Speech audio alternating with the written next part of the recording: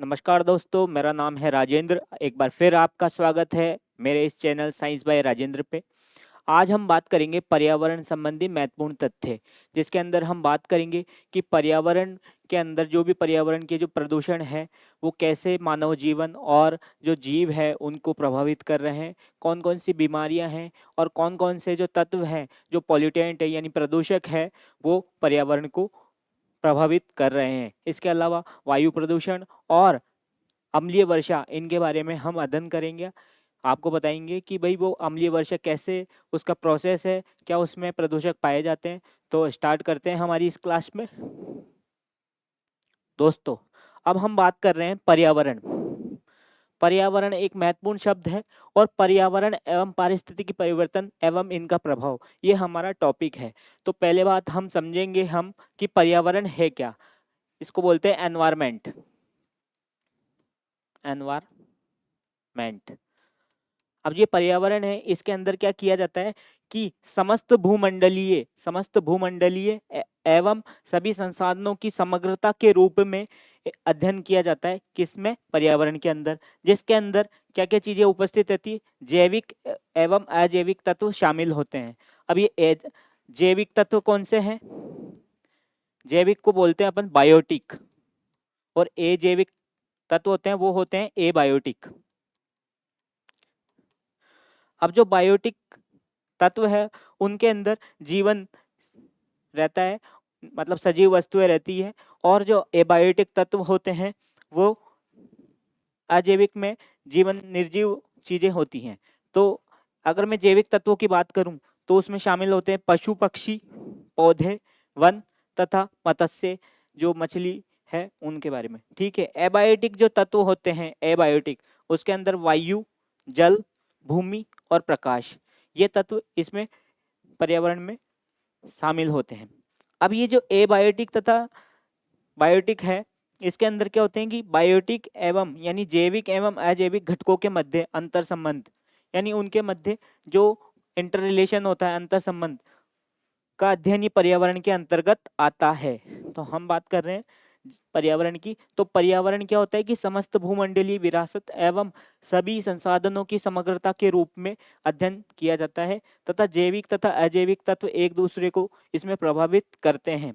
और जो जैविक तत्व पशु पक्षी पौधे मत्स्य आते हैं, जबकि अजैविक तत्वों में वायु, जल, भूमि, प्रकाश, ये चीजें आती हैं। इसके अलावा जो अजैविक तथा अजैविक घटकों के मध्य जो अंतर संबंध होता है उसमें पर्यावरण के संदर्भ में अध्ययन हम इनका करते हैं। अब नेक्स्ट चलते हैं हम कि पर्यावरण में विद्यमान तत्वों की मात्रा तथा गुणवत्ता में निश्चित अनुपात में अधिक अंतर आना ही क्या कहलाता है? पर्यावरण। अब क्या होता है कि पर्यावरण में जो विद्यमान जो तत्व होते हैं उनकी मात्रा तथा उनकी गुणवत्ता में निश्चित अनुपात से अधिक अंतर आ जाना ही क्या कहलाता है? पर्यावरणीय असंतुलन। यानी इनकी जो मात्रा है वो असंतुलित हो जाएगी, उनके मध्य अंतर आ जाएगा। तो इसे ही हम क्या कहते हैं? पर्यावरण प्रदूषण कहा जाता है। अब जो पर्यावरण प्रदूषण है उसको, पर्यावरण प्रदूषण हो रहा है उससे संबंधित क्या क्या समस्याएं उत्पन्न हो रही है। पहले तो बात करता हूँ पर्यावरण प्रदूषित हो रहा है। पर्यावरण परिवर्तन से क्या होता है? पर्यावरण प्रदूषित हो रहा है। इसके अलावा हरित गृह प्रभाव, ग्रीन हाउस इफेक्ट, एक नई समस्या है। ओजोन परत का क्षरण हो रहा है, यानी ओजोन परत का नष्ट होती जा रही है धीरे धीरे। अम्लीय वर्षा भी एक पर्यावरणीय परिवर्तन का एक उदाहरण है। अल नीनो तथा ला नीनो परिकल्पना है, वो पर्यावरण परिवर्तन से संबंधित है। और प्लास्टिक एवं पर्यावरण, प्लास्टिक के उपयोग से पर्यावरण पे क्या क्या समस्याएं पैदा हो रही है, तो ये चीजें हम बताने की कोशिश कर रहे हैं। तो अब हम बात करेंगे पर्यावरण परिवर्तन से क्या क्या चीजें आती हैं। पहले देखते हैं हम प्रदूषक। अब ये जो पर्यावरण प्रदूषण है इसके बारे में हम अध्ययन कर रहे हैं, तो बताएंगे आपको कि पर्यावरण वायु, भूमि, जल या मृदा के भौतिक, रासायनिक या जैवीय अभिलक्षणों का एक अवांछनीय परिवर्तन है। यानी कैसे कि वायु के अंदर, वायु, भूमि, जल तथा मृदा, जो मिट्टी होती है अपनी, उनके अंदर जो फिजिकली जो भी प्रेजेंट चीजें होती है उनके अंदर, उनके रासायनिक संगठन में एवं उनके जो बायोटिक यानी जीवीय जो अभिलक्षण होते हैं जैविक संबंधी, उनके अंदर अवांछनीय यानी अचानक कोई वांछित तत्व अवांछित तत्व आ जाता है, उसके कारण परिवर्तन हो जाता है, जिसके कारण पर्यावरण प्रदूषण हो जाता है। अब एक संस्था थी अमेरिकी राष्ट्रीय विज्ञान अकादमी, एक संस्था है जिसने क्या है 1966 में पर्यावरण प्रदूषण की परिभाषा देते हुए कहा था कि वायु, जल तथा पृथ्वी के भौतिक, रासायनिक एवं जैविक गुणों में अवांछनीय परिवर्तन जिससे मनुष्य तथा प्राकृतिक संसाधनों का हानि होना या हानि होने की संभावना होने की जो संभावना है वो क्या है, प्रदूषण का एक कारण है। ठीक है दोस्तों, तो ये परिभाषा दी गई है, ये परिभाषा 1966 में दी गई है और ये अमेरिकी राष्ट्रीय विज्ञान अकादमी ने दी है पर्यावरण संबंधी, प्रदूषण से संबंधित परिभाषा। अब जो भी प्रदूषण है, ये पर्यावरण जो प्रदूषण है इसके 4 प्रकार होते हैं। एक तो वायु प्रदूषण, ठीक है दोस्तों, एक जल प्रदूषण, एक मृदा प्रदूषण और एक है ध्वनि प्रदूषण। ये पर्यावरण प्रदूषण के कुछ प्रकार हैं। अब इसके अंदर जो पॉल्यूटेंट्स होते हैं, मतलब क्या कारण है कि कौन कौन से ऐसे प्रदूषण है, पॉल्यूटेंट्स हैं जो वायु, जल और मृदा एवं ध्वनि प्रदूषण के कारण है। तो ये पॉल्यूटेंट्स के बारे में हम डिटेल से अध्ययन कर रहे हैं, डिटेल्ड स्टडी करेंगे कि पॉल्यूटेंट होते क्या हैं। पॉल्यूटेंट है कि वे पदार्थ, यानी वे पदार्थ कौन से हैं, यानी विषैली गैसें। इस पदार्थ के अंदर क्या होता है, विषैली गैसें, यानी वे पदार्थ या ऊर्जा में क्या हो सकती है, आपकी ऊष्मा भी हो सकती है, ध्वनि भी हो सकती है। वे पदार्थ जो प्रदूषण फैलाते हैं, यानी कौन से पदार्थ है, वे पदार्थ विषैली गैसें भी हो सकती है या ऊर्जा, ऊष्मा भी हो सकती है, ध्वनि भी हो सकते हैं। तो ये सारे जितने भी प्रदूषण है, वायु, जल, मृदा और ध्वनि, इनके अंदर वे पदार्थ यानी विषैली गैसें या ऊर्जा, ऊष्मा, ध्वनि, ये सब प्रदूषण फैलाते हैं। अब इनके आधार पे, विभिन्न आधारों के आधार पे हम प्रदूषक, जो पॉल्यूटेंट्स है,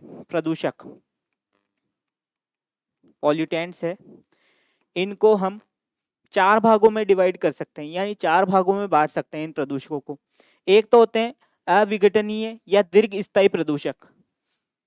अविघटनीय, जिनका विघटन नहीं हो सकता है, जो लंबे समय तक स्थायी रूप से रह सकते हैं, उनकी जो जीवन क्षमता है स्थायी है, लंबे समय तक वो डिग्रेड नहीं हो सकते, यानी नॉन डिग्रेडेबल और परसिस्टेंट पॉल्यूटेंट बोलते हैं इनको।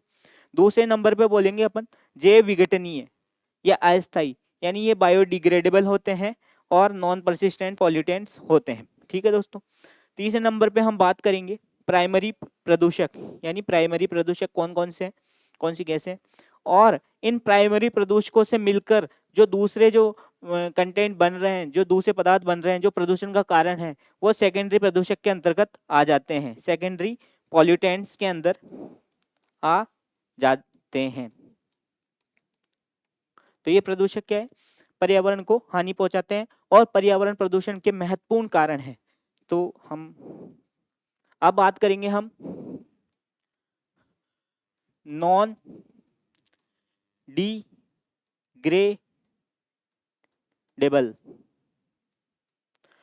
डिग्रेडेबल जो अविघटनीय प्रदूषक हैं। अब ये क्या होते हैं, ऐसे प्रदूषक जिनका प्रकृति में विघटन नहीं होता है, अविघटनीय प्रदूषक होते हैं। जैसे इसके एग्जाम्पल की मैं बात करूं, इसके एग्जाम्पल यानी इसके उदाहरण की मैं बात करता हूं तो डीडीटी, इसका उदाहरण है डीडीटी। अब डीडीटी क्या होता है, डीडीटी होता है dichloro diphenyl ट्राइक्लोरोएथेन, diphenyl ट्राइक्लोरोएथेन।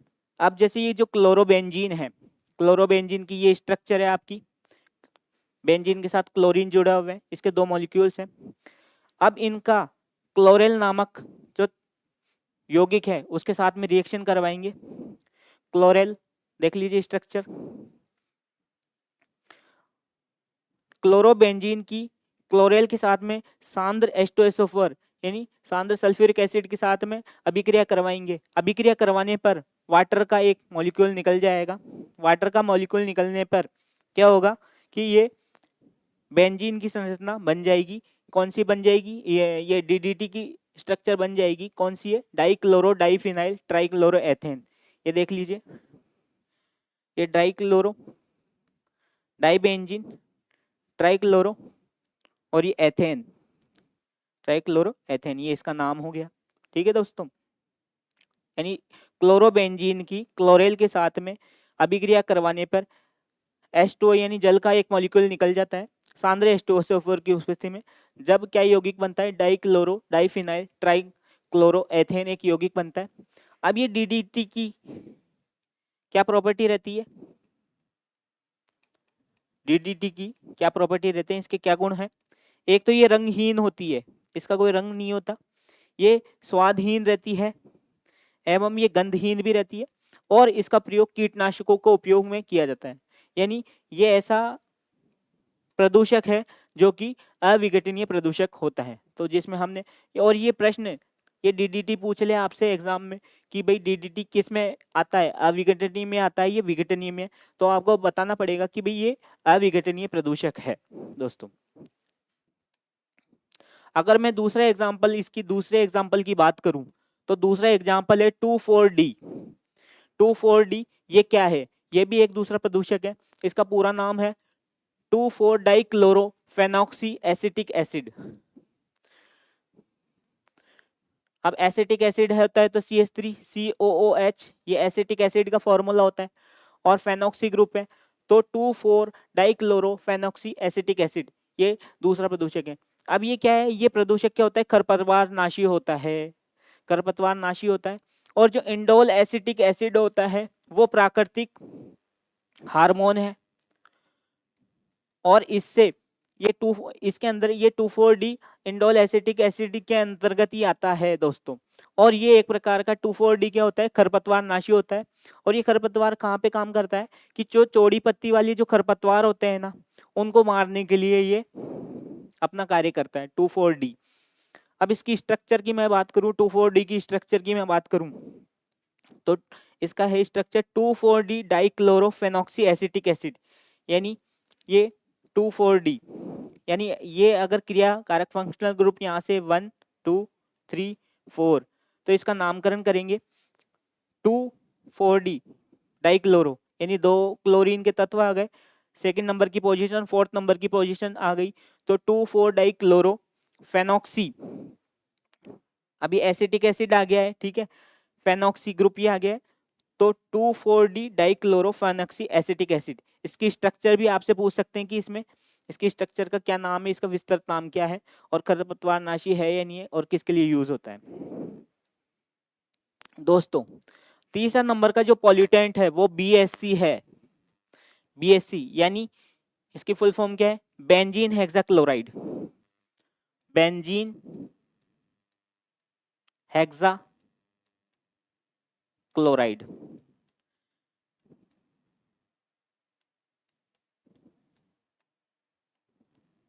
Benzene hexachloride. अब ये जो बेंजीन है 3 Cl2 के मॉलिक्यूल्स है, 3 Cl2 के मॉलिक्यूल्स है, तो ये बेंजीन है, इसका Cl2 के साथ में सूर्य के प्रकाश की उपस्थिति में रिएक्शन करवाने पे क्या बनेगा, बेंजीन हेक्साक्लोराइड, यानी C6H6Cl6, ये बेंजीन की है, बेंजीन में 6 क्लोरीन के अणु जुड़ जाएंगे जिसके कारण क्या बनेगा, बेंजीन हेक्साक्लोराइड। ठीक है, वो सूर्य के प्रकाश की उपस्थिति में होगी रिएक्शन। अब इसका उपयोग क्या है, इस BSC का उपयोग क्या है, BSC का उपयोग एक कीटनाशक के रूप में इसका उपयोग किया जाता है, कीटनाशक। ठीक है दोस्तों, और ये जो BSC होते हैं इसके 8 प्रकाशिक समावयवी होते हैं। स्टीरियो केमिस्ट्री पढ़ते हैं ना अपन, स्टीरियो केमिस्ट्री, स्टीरियो केमिस्ट्री के अंतर्गत क्या होता है, प्रकाशिक समावयवता, काफी डिटेल्ड चैप्टर होता है ये, प्रकाशिक समावयवता। अब ये जो प्रकाशिक समावयवी होती हैं तो इसके अंतर्गत ये जो BSC होते हैं इसके क्या है, 8 प्रकाशिक समावयवी बनते हैं, जिसके अंदर एक महत्वपूर्ण होता है 8 समावयवी, अल्फा बीटा गामा, ऐसे काफी लंबे 8 समावयवी होते हैं, जिसके अंदर गामा हेक्साक्लोरो, गामा, ये गामा का साइन है, गामा हेक्साक्लोरोसाइक्लोहेक्सेन, इसको इसका जो व्यापारिक नाम है इसे लिंडेन के नाम से जाना जाता है, ये कीटनाशक का कार्य करता है। ठीक है दोस्तों, ये BSC का 8 प्रकाशिक समावयवों में एक समावयवी है जिसका नाम है गामा हेक्साक्लोरोसाइक्लोहेक्सेन। अभी इसकी पोजीशन है, ये समअवयवता, प्रकाशिक समअवयवता का साइन है, तो ये है गामा की पोजीशन है, तो गामा हेक्सासाइक्लोहेक्सेन, इसका नाम है लिंडेन। ये भी एक कीटनाशक के रूप में प्रयोग होता है। तो ये अविघटनीय प्रदूषक आते हैं। इसके अलावा प्लास्टिक, नाभिकीय अपशिष्ट तथा पारा व आर्सेनिक के जो यौगिक होते हैं ना, पारा बोल दें अपन Hg, हाइड्रोजीनियम, एक आर्सेनिक होते हैं, तो इनके जो यौगिक है ये मिट्टी में मिल जाते हैं। इसके अलावा भूमि के अंदर मिलके अविघटनीय रहते हैं, यानी इनका विघटन नहीं होता है। और जो नाभिक के जो अपशिष्ट है, नाभिकीय रिएक्टरों से संबंधित जो अपशिष्ट होता है वो भी अविघटनीय होते हैं। और ये प्लास्टिक आप जानते ही हो, ये भी अविघटित रहती है। तीसरे नंबर पे जो प्रदूषक है वो है प्राथमिक प्रदूषक, प्राइमरी पॉल्यूटेंट्स। प्राइमरी पॉल्यूटेंट्स के अंदर क्या है? प्राइमरी कि पर्यावरण में क्या क्या शामिल है? वायु, जल, मृदा। तो पर्यावरण में सीधे छोड़े जाने वाले अपशिष्ट, यानी पर्यावरण में, यानी वायु, जल, मृदा में सीधे जो डायरेक्टली अपशिष्ट मिल जाते हैं, इनके संपर्क में आते हैं वायु, जल, मृदा में, तो ये प्रदूषक क्या होते हैं? प्राथमिक प्रदूषक होते हैं। अगर मैं इनका उदाहरण की मैं बात करूं, इनके उदाहरण की, तो ये है sulphur dioxide SO2, nitrogen NO2 dioxide और कार्बन डाइऑक्साइड, ये प्राथमिक प्रदूषक के रूप में जाने जाते हैं। आपसे पूछे कि SO2 किस में आता है, तो आपको बताना पड़ेगा कि ये प्राथमिक प्रदूषण में गिने जाते हैं।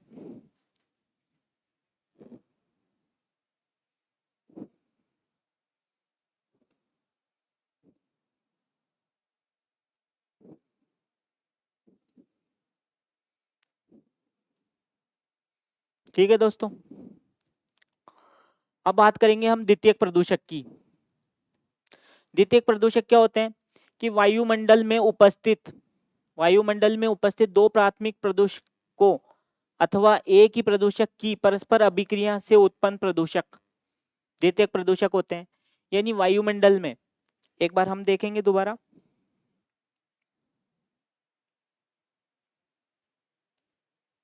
हमने अविघटनीय प्रदूषक में DDT पढ़ा, ठीक है दोस्तों। इसके अलावा 2,4-D पढ़ा हमने, इंडाइल एसिटिक एसिड का। इसके अलावा BSC है, इनका उपयोग प्लास्टिक, नाभिकीय अपशिष्ट, पारा, आर्सेनिक, ये सब किस में आ जाते हैं?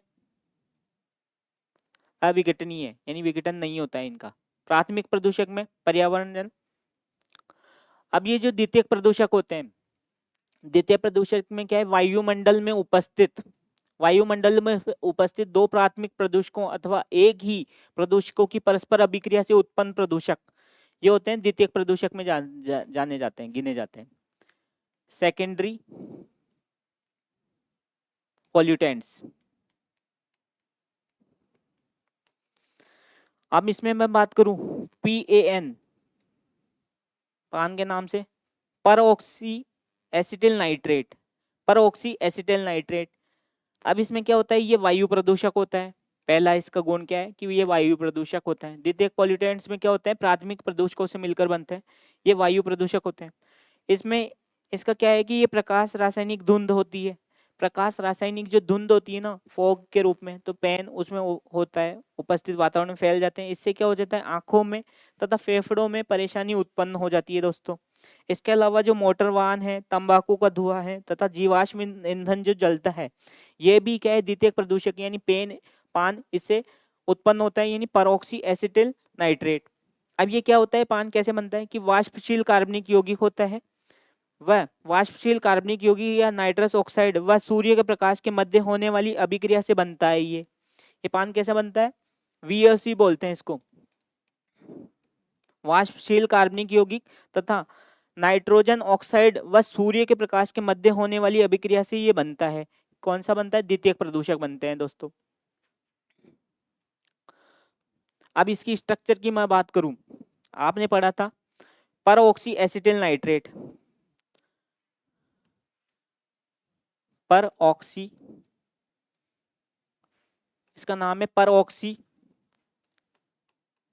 Acetal acetyl nitrate. नाइट्रेट इसके अंदर मॉलिक्यूल है। अब ये जो ऑक्सीजन के संयोजक है, इसके पास में एक अणु बचा, इसके पास में ये एन, इसके चतुसंयोजकता होता है तो एक इस पे प्री मुक्त मूलक रह गया, ये ऑक्सीजन आ गया। ठीक है दोस्तों, ये CH3 है और इसका नाम हो गया पॉली एसिटाइल नाइट्रेट। इसके अलावा जो दूसरा सेकेंडरी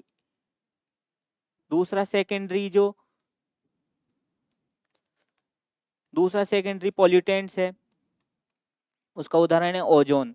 ओजोन की स्ट्रक्चर है O3। अब ये O3 क्या होती है? ये प्राकृतिक गैस होती है, यानी ऑक्सीजन के 3 मॉलिक्यूल ओजोन का निर्माण करती है। ये एक तरीके से प्राकृतिक गैस होती है। ठीक है, ये शक्तिशाली ऑक्सीडेंट भी होती है, इसके अलावा इसकी तीखी गंध होती है, ये अत्यंत विषैली होती है। और इसका निर्माण कैसे होता है? O3 का निर्माण होता है ऑक्सीजन पर पराबैंगनी किरणों के प्रभाव से इसका निर्माण होता है। ऑक्सीजन पर अगर पराबैंगनी किरणें अपना वातावरण में इनका पराबैंगनी किरणों के प्रभाव से इनका उत्पन्न होता है, यानी ऑक्सीजन पर पराबैंगनी यानी अल्ट्रावायलेट किरणें, जो यूवी रेज है जो कि वातावरण में प्रेजेंट रहती है, CFC से क्लोरोफ्लोरोकार्बन से पराबैंगनी किरणों का निर्माण होता है। तो ये पराबैंगनी किरणें ऑक्सीजन के संपर्क में आते ही ओजोन का निर्माण कर देगी और वातावरण में ये फैल जाएगी इसकी तीखी, और ये अत्यंत विषैली होगी। तो ये भी एक तरह का सेकेंडरी पॉल्यूटेंट्स है दोस्तों। अब जो ये वायु प्रदूषण है, हमने बात करी पर्यावरण प्रदूषण क्या होता है, उसके अलावा हमने बात करी जो भी आपका जो पॉल्यूटेंट्स है, प्राथमिक जो विघटनीय होते हैं, अविघटनीय कौन कौन से होते हैं, इसके अलावा जो भी प्लास्टिक्स है, प्राथमिक पॉल्यूटेंट्स प्रदूषक कौन से हैं, सेकेंडरी प्रदूषक कौन से हैं, इनके बारे में मैंने बताया आपको। अब सेकंड जो आपका है पर्यावरण प्रदूषण।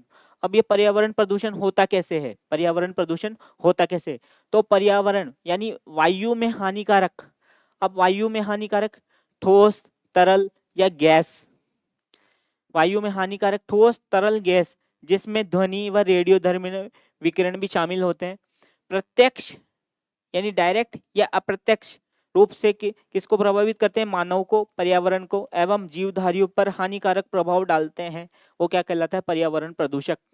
यानी वायु में हानिकारक ठोस, तरल या गैस जिसमें ध्वनि और रेडियोधर्मिता जो विकिरण है वो भी शामिल है, वो प्रत्यक्ष या अप्रत्यक्ष रूप से मानव एवं पर्यावरण एवं जीवधारियों पे अपना हानिकारक प्रभाव डालते हैं, जिन्हें को कहते हैं अपन पर्यावरण प्रदूषण। ये वायु प्रदूषण के नाम से जाना जाता है। ठीक है, अब इसके प्रकार कौन से हैं? निलंबित कणकीय द्रव्य मैटर, यानी जो ठोस पार्टिकल होते हैं, जो भी किसी भी जो वाहनों से या कैसे भी या फैक्ट्रियों से जो निकले हुए ठोस कण होते हैं ना, उनको बोलते हैं निलंबित कणकीय द्रव। इसके अलावा गैस रूपी प्रदूषक, जिसमें गैस रूपी प्रदूषक में जो गैस से जो प्रदूषक निकलते हैं उसमें कार्बन डाइऑक्साइड तथा नाइट्रोजन ऑक्साइड के जो मॉलिक्यूल्स होते हैं जो कि एक चेन के रूप में पर्यावरण में फैल जाते हैं और वायु प्रदूषण का भी एक कारण बनते हैं। तो ये प्रदूषक है जो पर्यावरण प्रदूषण में अपना देते हैं। अब जो कणिकीय वायु प्रदूषक क्या है, कौन कौन से इनके ये प्रदूषक कौन कौन से आते हैं, इनके क्या स्रोत है और उनका क्या प्रभाव है मानव जीवन पे, ये मैं बताना चाह रहा हूँ। अब ये वाला प्रदूषक जिसके अंदर निलंबित कणिकीय द्रव धूल, ये मैंने बताया आपको, जो निकले हुए पदार्थ होते हैं, जो हवा में उड़ती हुई जो राख होती है वो भी एक तरीके से प्रदूषक होते हैं। ये नील कणिकीय वायु प्रदूषक कहलाते हैं, कण संबंधी होते हैं ये, मतलब एक मैटर होता है, स्वतंत्र मैटर। अब इनके स्रोत क्या है कि घरेलू एवं औद्योगिक वाहनों से निकलने वाला धुआं। इसके स्रोत कौन कौन से कहाँ से प्राप्त हो रही है? घरेलू या उद्योगों या वाहनों से निकलने वाला धुआं क्या कार्य है? प्रदूषक है ये, इसका स्रोत है। दूसरे नंबर पे फैक्ट्रियों की जो चिमनी होती है उनसे एवं पावर प्लांट जो भी होते हैं उनसे निकलने वाला जो धुआं है उनसे भी ये प्रदूषक निकलते हैं, निलंबित वाले और हवा में उड़ती हुई राख, ये सभी इसके स्रोत हैं। ठीक है दोस्तों, अब इनका क्या प्रभाव पड़ रहा है? इफेक्ट मानव पे क्या इफेक्ट पड़ रहा है कि सूर्य के प्रकाश, पर्यावरण का क्या इम्पैक्ट पड़ रहा है कि सूर्य का प्रकाश कम होता जा रहा है और पर्यावरण में दृश्यता की कमी होती जा रही है। यानी सूर्य का प्रकाश कम होता जा रहा है और दृश्यता की कमी, फॉग फैल जाता है तो उससे दृश्यता की कमी होती जा रही है। ठीक है, विजिबिलिटी, फेफड़ों में धूल के कण ज्यादा हो रहे हैं इकट्ठे, तो उससे न्यूमोनियासिस एक रोग हो रहा है, तथा अस्थमा तथा कैंसर जैसे रोग पनप रहे हैं इससे। ठीक है दोस्तों, इससे कणकीय से अस्थमा जैसे रोग हो रहे हैं। इसके अलावा शीशा, लेड व अन्य धातु के क्या कारण है, इसमें बोलते हैं टी टेट्रा इथाइल लेड को गाड़ियों की सरल व सहज गति के लिए पेट्रोल में परा आघात यानी एंटी नॉकिंग प्रॉपर्टी के रूप में प्रयोग किया जाता है। टेट्राइथिल लेड का उपयोग क्या है, गाड़ियों को सरल एवं सहज गति को पेट्रोल के साथ में, मतलब पेट्रोल में पराघात यानी एंटी नॉकिंग प्रॉपर्टी के रूप में इस्तेमाल किया जाता है, ताकि आसानी से वो गाड़ियों की स्पीड है वो आसानी से चल सके। ठीक है, और गाड़ियों की जो निकास नली है उनसे जो हवा में जो प्रदूषक फैल रहे हैं, ये किससे निकल रहे हैं, उसमें लेड की मात्रा ज्यादा से ज्यादा उपस्थित रहती है, तो ये भी एक वायु प्रदूषण का एक कारण बनते जा रहे हैं। अब जो ये गैसीय प्रदूषक होते हैं, वो तो निलंबित कण का मैंने बताया आपको कि वो प्रदूषक कौन कौन से हैं, कैसे वातावरण में उनका क्या प्रभाव आ रहा है। अब ये गैसीय प्रदूषक है, अब ये प्रदूषक कौन कौन से हैं, जैसे कार्बनिक स्रोत होते हैं, जैसे कार्बन मोनोऑक्साइड, ठीक है दोस्तों, कार्बन डाइऑक्साइड, और जो ये फैक्ट्रियां इनसे होती हैं तो सल्फर डाइऑक्साइड और सल्फर के जो कंटेंट होते हैं उनका, और जो नाइट्रस ऑक्साइड जो नाइट्रोजन कंटेनिंग जो पदार्थ होते हैं, नाइट्रस ऑक्साइड तथा नाइट्रस कार्बन डाइऑक्साइड के मॉलिक्यूल्स, नाइट्रस ऑक्साइड के मॉलिक्यूल्स और सल्फर डाइऑक्साइड के मॉलिक्यूल्स, ये इसके प्रदूषक हैं। इसके अलावा बेंजीन, इथाइलिन और जो कपास जो रेशे होते हैं, गैसीय फॉर्म में क्या है, कपास और ऊन के रेशे वातावरण में फैल जाते हैं, और ये रेशे भी क्या है वायु प्रदूषण का एक कारण बनते हैं। इसके अलावा राख के अंदर जैसे धूल के जो पार्टिकल्स होते हैं वो फैल जाते हैं। इसके अलावा सीसा, टेट्राइथाइल लीड, ये भी वातावरण में जो प्रॉपर्टी होती है आपकी, जो वाहनों का जो धुआं होता है, मोटर एवं वाहनों का जो धुआं होता है, इसके अंतर्गत इसमें शीशे की मात्रा यानी लेड की मात्रा ज्यादा रहती है, और ये वातावरण में वायु प्रदूषक का एक महत्वपूर्ण कारक है। इसके अलावा इसका स्रोत कौन कौन से, कहाँ से ये प्रदूषक उत्पन्न हो रहे हैं, एक तो मोटर वाहन, लकड़ी व कोयले के जलने से इनका उपयोग, इनके जलने से क्या होता है, इसके अंदर मोटर वाहन के अंदर जो ईंधन होता है, ईंधन उसके जलने से, लकड़ी या कोयले के जलने से इनके ये प्रदूषक उत्पन्न होते हैं। तथा इसके अलावा शक्तिशाली संयंत्र होते हैं उनके अंदर, और जो रिफाइनरीज होती है, रिफाइनरीज और ज्वालामुखी विस्फोट से जो प्रदूषक उत्पन्न हो रहे हैं वो भी पर्यावरण प्रदूषण का एक कारण है। इसके अलावा भाप शक्ति संयंत्र होते हैं, और जो धातु कर्म की जो प्रक्रियाएं होते हैं, यानी अपन धातु कर्म में क्या होता है, धातु कर्म के अंदर किसी चीज पे या तो इस्पात उद्योग में होता है, ठीक है दोस्तों, और जो लोहे जो अयस्क होते हैं उनसे, और किसी चीज गैल्वेनाइजेशन किसी चीज धातु के परत किसी धातु पे चढ़ाना, ये भी धातु क्रम की प्रक्रियाएं होती है, ये प्रदूषक उत्पन्न करते हैं। एवं वस्त्र उद्योग होते हैं, जो टेक्सटाइल इंडस्ट्रीज होती है, उनसे भी ये प्रदूषक उत्पन्न हो रहे हैं। अब इनका मानव जीवन पे क्या प्रभाव है, मानव जीवन पे क्या हानि प्रभाव है, एक तो श्वसन संबंधी रोग उत्पन्न हो रहे हैं, श्वसन संबंधी यानी रेस्पिरेटरी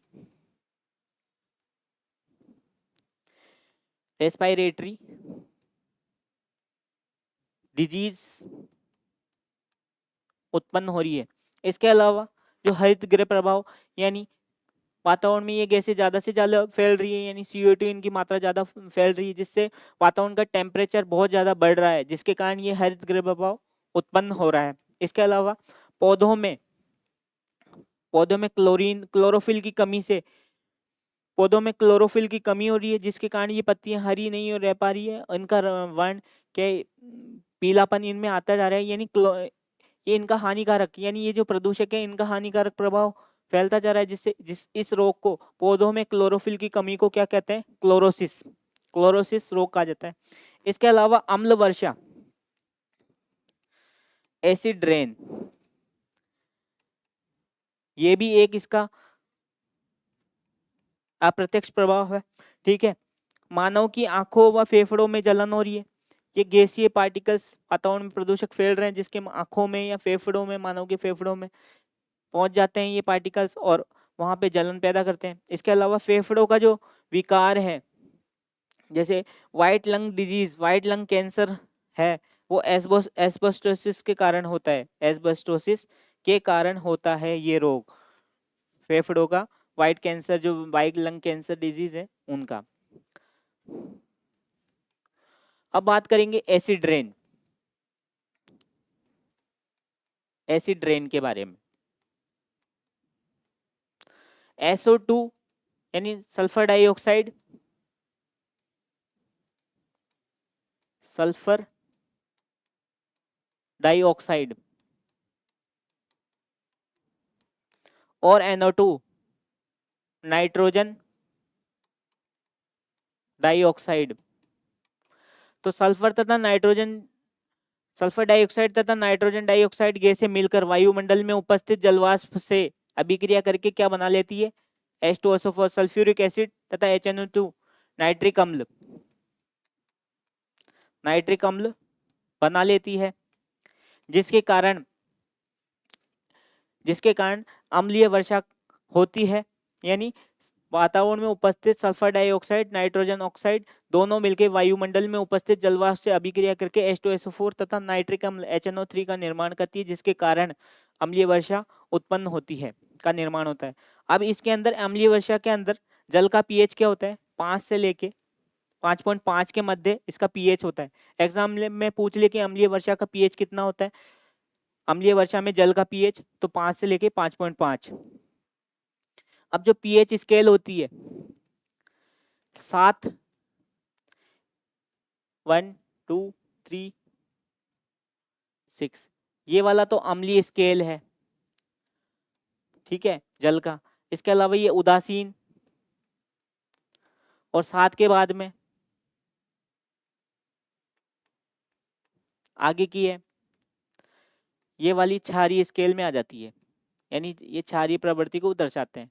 तो इनकी स्केल है, बीच वाला पीएच स्केल की मैं बात करूं तो 7 उदासीन हो जाता है, इससे पहले का अम्लीय माध्यम को प्रदर्शित करता है, और उसके बाद की स्केल क्षारीय माध्यम को बताती है। अब ये जो अम्लीय वर्षा है ये किसके कारण है, इसका क्या कारण है कि ये अम्लीय वर्षा का स्रोत क्या है, कैसे मतलब वातावरण में अम्लीय वर्षा हो रही है। तो ताप शक्ति गृह है, ताप शक्ति गृह जो पावर प्लांट्स है, इनके अंदर कोयला जलने से, कोयले के जलने से SO2 को उत्पन्न हो रही है। अब SO2 उत्पन्न होने से क्या हो गया, वातावरण में SO2 उत्पन्न हो गई, और नाइट्रोजन डाइऑक्साइड वायुमंडल में उपस्थित जलवाष्प से क्रिया करके H2SO4 का निर्माण कर रही है, जो कि अम्लीय वर्षा का एक कारण है। इसके अलावा जो खनिज शोधन जो शालाएं होती है, जहाँ पे खनिज का शोधन किया जाता है, वहां पे भी ये भी एक स्रोत है जो कि एसिड रेन को उत्पन्न कर रही है। अब इसके कारण क्या हो रहा है कि पूछे कि अम्लीय वर्षा के कारण क्या क्या हानियां हो रही है। एक तो भवनों का क्षरण हो रहा है, यानी अगर मैं ताजमहल की बात करूं तो उसका जो कलर है, यानी व्हाइट से उसका कलर ब्राउन में तब्दील हो रहा है। क्यों हो रहा है, क्योंकि एसिड रेन का प्रभाव देखने को पड़ रहा है, जो कि क्या कर रहा है, भवनों का क्षरण में एक कारण है। इसके अलावा जो जीवीय प्रक्रिया का अवनमन हो रहा है, यानी जो मिट्टी है,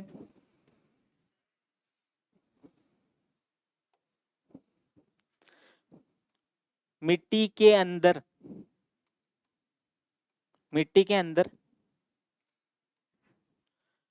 जैविक प्रक्रिया, यानी जो वर्मी कंपोस्ट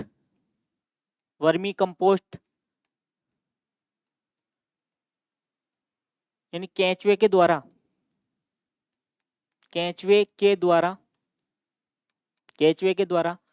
जो मिट्टी को उपजाऊ बनाया जाता है,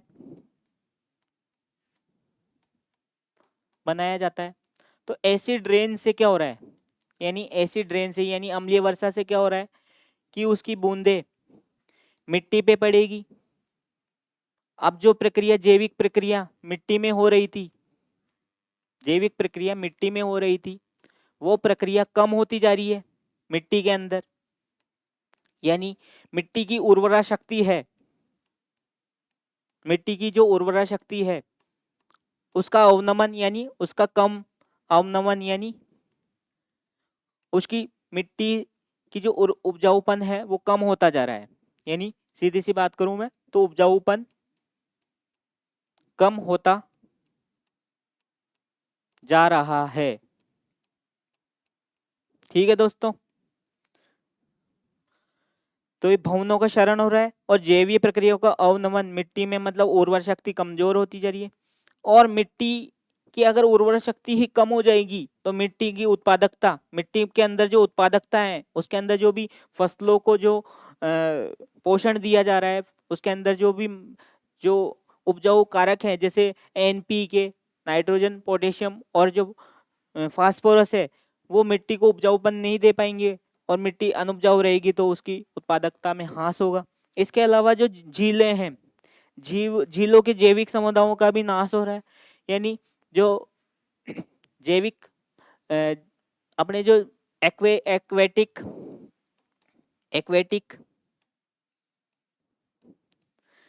एक्वेटिक जो जैविक जीव जंतु है वो नॉर्मल पीएच के जल में रह पाते हैं।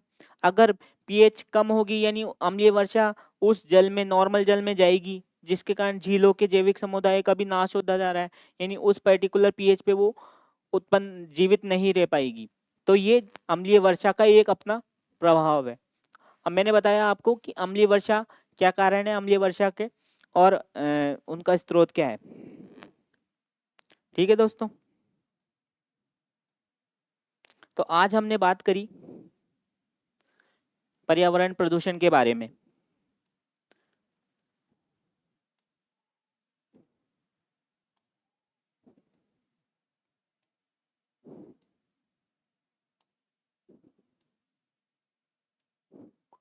तो आज का हमारा टॉपिक था पर्यावरण एवं पारिस्थितिकी परिवर्तन, इनका प्रभाव, जिसके अंदर मैंने बताया आपको कि पर्यावरण क्या है, समस्त भूमंडलीय विरासत और समस्त संसाधनों की समग्रता ही क्या है, पर्यावरण का निर्माण कर रही है। इसमें भी मैंने जैविक और अजैविक तत्वों के बारे में बताया। और जैविक तत्व कौन कौन से होते हैं, जैसे जैविक तत्व में बताइए आप क्यों कौन कौन से जैविक तत्व हैं, जिनमें ऑक्सीजन यानी जीवित वस्तुएं होती हैं। ठीक है दोस्तों, और जो अजैविक तत्व होते हैं जिसके अंदर वायु, जल, भूमि, प्रकाश, और जैविक तत्व में पशु, पक्षी, पौधे, ये सारी चीजें आ जाती है। और जैविक और जैविक तत्वों तथा अजैविक तत्वों के अंतर संबंध से ही पर्यावरण का निर्माण होता है। अगर इन तत्वों के मध्य में, यानी इनके जो ये तत्व जैविक और अजैविक तत्व वातावरण में असंतुलित रूप से इनमें अंतर आना उत्पन्न हो जाएगा, इनमें बैलेंस नहीं रहेगा, तो पर्यावरण प्रदूषण का एक कारण बनेगा। तो ये मैंने आपको बताया। और कौन कौन सी समस्याएं उत्पन्न होती है, एक तो पर्यावरण प्रदूषण हो जाएगा, हरित गृह प्रभाव, ग्रीन हाउस इफेक्ट निर्माण हो जाएगा, ओजोन परत का क्षरण हो जाएगा, अम्लीय वर्षा, अल-नीनो। अब ये कंसेप्ट आपको मैं नेक्स्ट क्लास में बताऊंगा, अल-नीनो कंसेप्ट और ला-नीनो कंसेप्ट। इसके अलावा ओजोन परत का क्षरण, जल प्रदूषण, वायु प्रदूषण, इनके बारे में नेक्स्ट क्लास में मैं इनका बताऊंगा। आज जो मैंने बताया कि जो प्रदूषक है कौन कौन से हैं, एक तो पर्यावरण प्रदूषण के बारे में बताया कि भाई वायु में और भूमि और जल में भौतिक, रासायनिक और जैविक अभिलक्षणों का अवांछनीय परिवर्तन ही क्या कहलाता है, पर्यावरण प्रदूषण।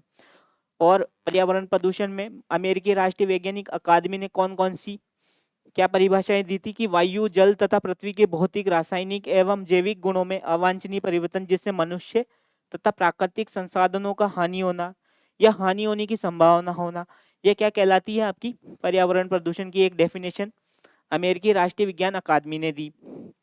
इसके अलावा पर्यावरण प्रदूषण कितने प्रकार के होते हैं, वायु, जल, मृदा और ध्वनि प्रदूषण। प्रदूषक कौन कौन से, प्रदूषक में वे पदार्थ जो कि विषैली गैसें होती है, या ऊर्जा, ऊष्मा, ध्वनि जो प्रदूषण को फैलाते हैं। अब कौन कौन से प्रदूषक फैलाते हैं, जिसमें अविघटनीय यानी लंबे समय तक, जैव विघटनीय यानी अस्थायी प्रदूषक, प्राथमिक और द्वितीयक प्रदूषक। ठीक है दोस्तों, अविघटनीय प्रदूषक में मैंने DDT, इनके बारे में एग्जाम्पल बताया आपको, डाइक्लोरोडाइफिनाइल, इनके एग्जाम्पल के नाम याद रखने हैं आपको। 2,4-D मैंने इसके एग्जाम्पल बताया, खरपतवार नाशी होता है। इसके अलावा BHC है बेंजीन हेक्साक्लोराइड, ये भी एक प्रकार का प्रदूषक है। इसके 8 समूह, ये एग्जांपल लिंडेन आपको याद रखना है।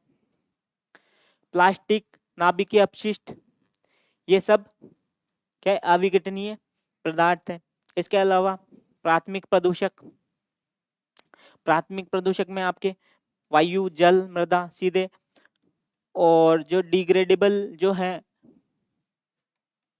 विघटनीय, वो जैविक पदार्थ होते हैं। ये भी एक पर्यावरण प्रदूषण का एक कारण बनते हैं। प्राथमिक प्रदूषक बताया मैंने। द्वितीयक प्रदूषक के बारे में आपको बताया कि कौन कौन से वायुमंडल में उपस्थित प्रदूषक, प्राथमिक प्रदूषक मिलकर सेकेंडरी प्रदूषकों का निर्माण करेंगे। पानी इसका एक एग्जाम्पल है। Poly acid परऑक्सी acetyl nitrate. Ozone के बारे में बताया मैंने आपको। पर्यावरण प्रदूषण कैसे फैलता है, इसके अंदर कौन कौन से उसके प्रकार है, जो निलंबित कणीय द्रव्य और गैस रूपी प्रदूषक होते हैं दोस्तों। इसके अलावा इनके स्रोत कौन कौन से हैं। टेट्रा एथिल लेड, इसके बारे में बताना है आपको। ये वातावरण में फैल जाता है, जिसके कारण पर्यावरण प्रदूषण का एक कारण बनता है। गैसीय अणु कैसे फैला रहे हैं, कैसे वातावरण, इनमें फेफड़ों के विकार उत्पन्न हो रहे हैं, एस्बेस्टोसिस, और इनका क्या क्या कारण है। क्लोरोसिस की बीमारी कैसे जनरेट हो रही है, कैसे उत्पन्न हो रही है क्लोरोसिस।